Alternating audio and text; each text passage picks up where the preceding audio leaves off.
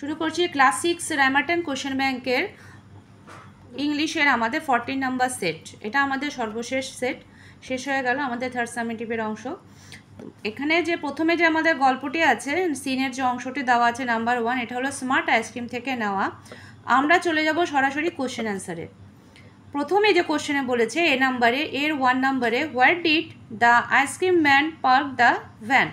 সেই আইসক্রিম বিক্রেতা কোথায় তার গাড়িটি, মানে আইসক্রিমের গাড়িটি দাঁড় করাতেন? তো আমাদের উত্তরটি হবে the ice cream man parked the van outside the school. Number 2 বলছে what made the narrator laugh? মানে বক্তাকে কোনটা খুব হাসালো?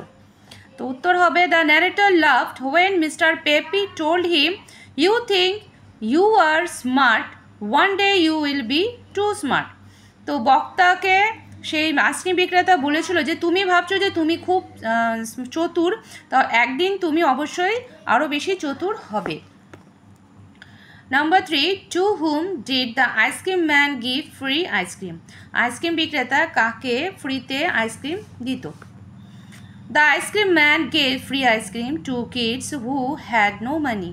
আইসক্রিম বিক্রেতা সেই বাচ্চাদেরকেই দিত ফ্রিতে আইসক্রিম যাদের কাছে কোনো টাকা ছিল না।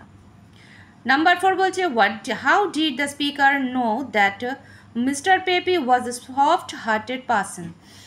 কিভাবে বক্তা বললেন যে জানতে পারলেন যে মিস্টার পেপি ছিলেন একজন নরম হৃদয়ের মানুষ? The speaker knew Mr. Pepe was soft-hearted because he was always giving free ice cream to poor kids. তিনি মিস্টার পেপি সম্পর্কে জানতে পারলেন যে তিনি সবসময় ফ্রিতে তার গরিব বাচ্চাদেরকে আইসক্রিম দিত, সেই জন্য তিনি জানতে পারলেন যে মিস্টার পেপির মন খুব নরম।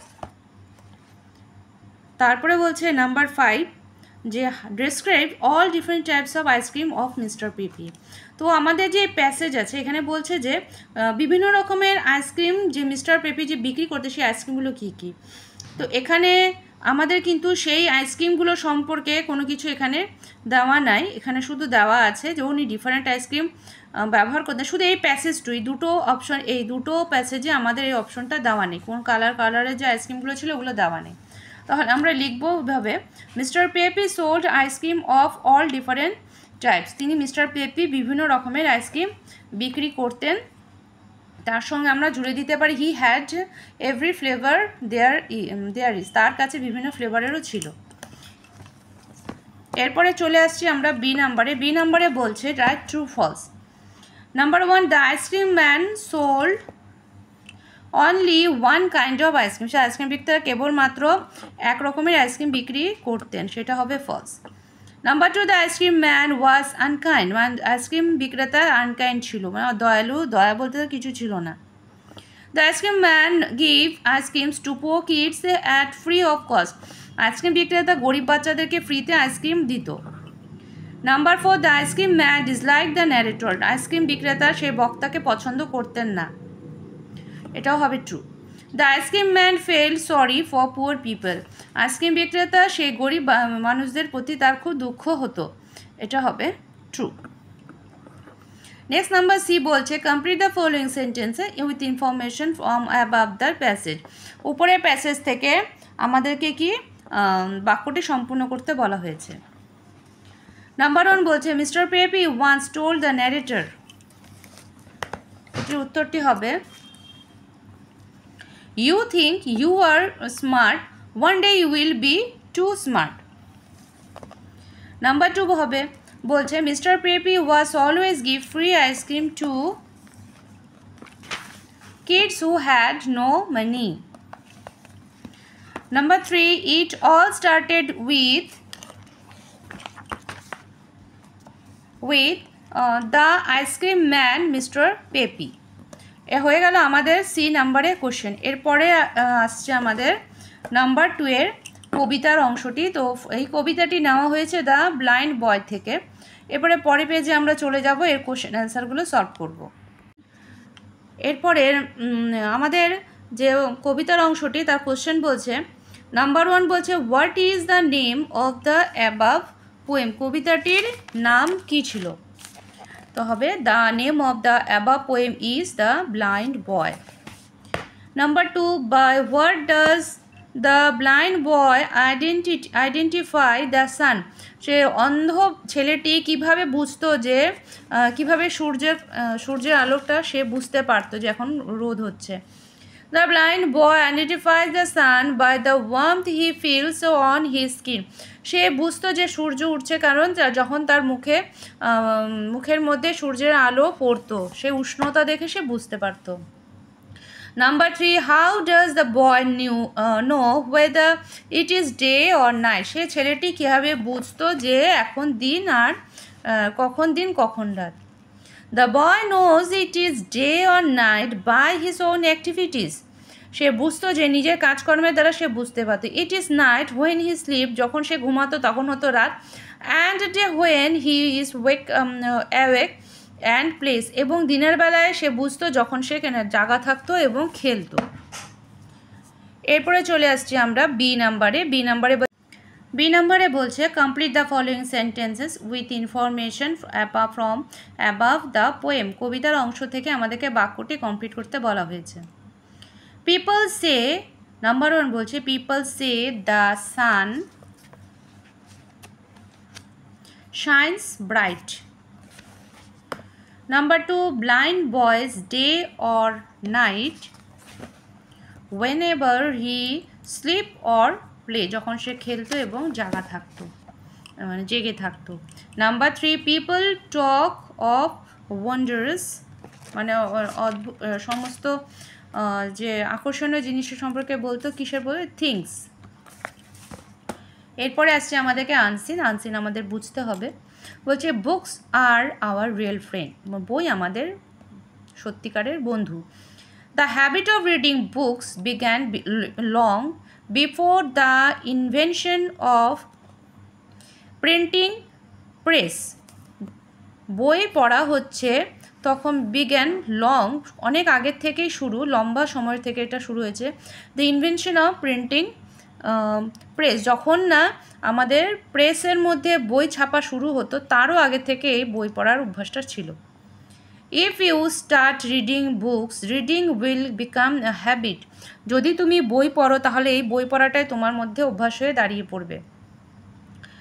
Reading will become a habit, বই পড়া একটি অভ্যাস। অ্যান্ড ইউ উইল রিয়েলাইজ, মানে তুমি বুঝতে পারবে যে that it has become your second nature, এটা হলো তোমার প্রকৃতির একটি দ্বিতীয় অংশ। Because Bacon an English essayist rightly said reading makes a full man. Bacon ছিলেন একজন ইংলিশ সাহিত্যিক, তিনি বলতেন যে বই পড়া হচ্ছে একটা মানুষকে সম্পূর্ণভাবে তৈরি করে। We may read some books for pleasure, আমরা কিছু বই পড়ি আনন্দের সঙ্গে, and some for knowledge, এবং কিছু হচ্ছে জ্ঞানের জন্য। But reading always give us such much peace as wealth can. কিন্তু বই পড়া সবসময় আমাদেরকে কি দেয়, অ্যাট মিচ পিস, মানে সম্পত্তির মতন আমাদেরকে তা অনেক কিছু দান করে। এরপরে চলে আসছি কোশ্চেনে। এ নাম্বারে বলছে choose the correct alternative complete the following sentence. বাক্যটি থেকে পুরোটা আমাদের ঠিক করতে বলছে। তো আওয়ার রিয়েল ফ্রেন্ডস আর, এখানে হবে books. Number 2, bacon road poems, essays, novel, stories, এখানে হবে এসেস।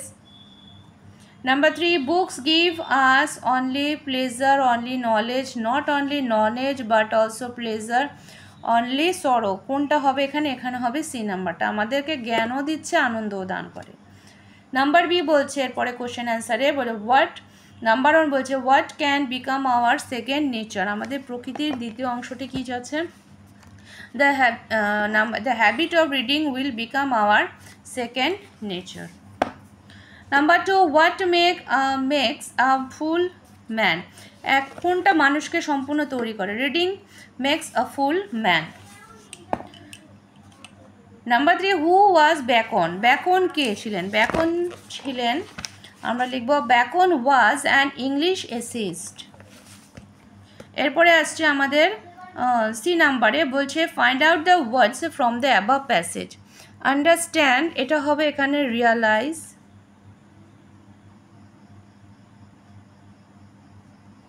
ট্রেজার মানে সম্পত্তি, এটা হবে ওয়েলথ, WEALTH, ওয়েলথ। ক্রিয়েশন মানে নতুন কোনো কিছু তৈরি করা, এটা হবে ইনভেনশন।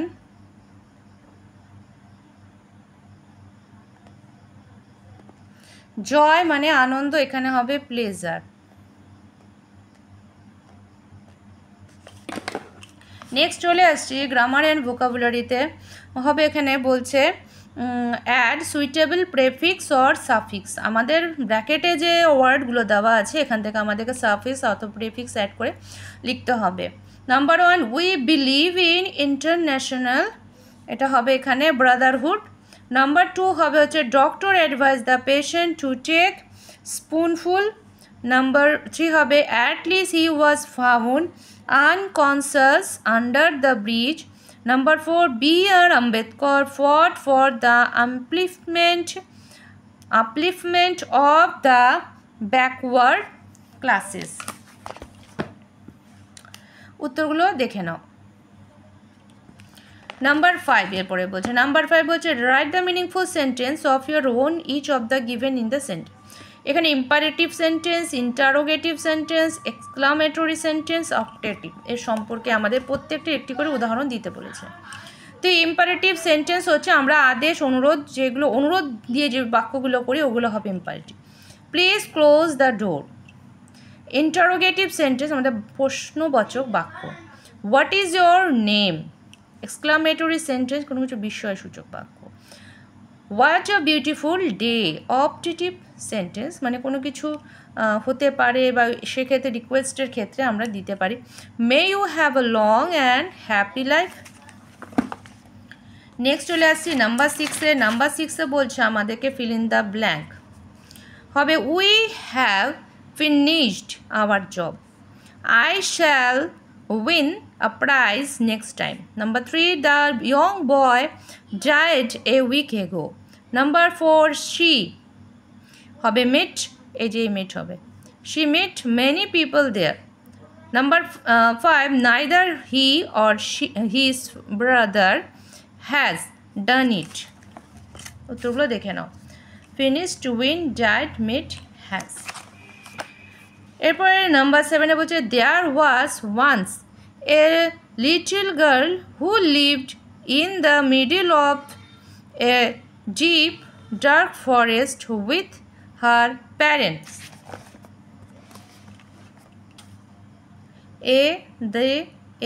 with।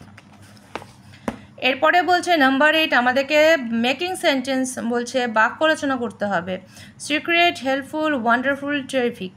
সিক্রেট মানে যেটা গোপনতা, আমরা বাক্য লিখতে পারি I have secret room. Helpful মানে বা সাহায্য করা, he is a helpful man. Wonderful মানে খুব সুন্দর, যেটাকে আমরা সবসময় বলতে পারি we had a wonderful time at a party. Terrific মানে ভয়ঙ্কর, দ্য মুভি ওয়াজ টেরিফিক, একটু ভয়াবহ ভয়ঙ্কর। তো শেষ হয়ে গেল আমাদের সেট নাম্বার 14-এর অংশ। এরপর আমাদের রাইটিং স্কিলগুলো বাকি আছে। তো রাইটিং স্কিল যেগুলো আমাদের হয়ে গেছে অলরেডি বা করে দেওয়া আছে সেটা করব না, যেটা করা নেই তোমাদের সেটা আমি করে দেখাবো। ওকে, আজ তাহলে রাখছি এই পর্যন্তই। ভালো লাগলে শেয়ার করো।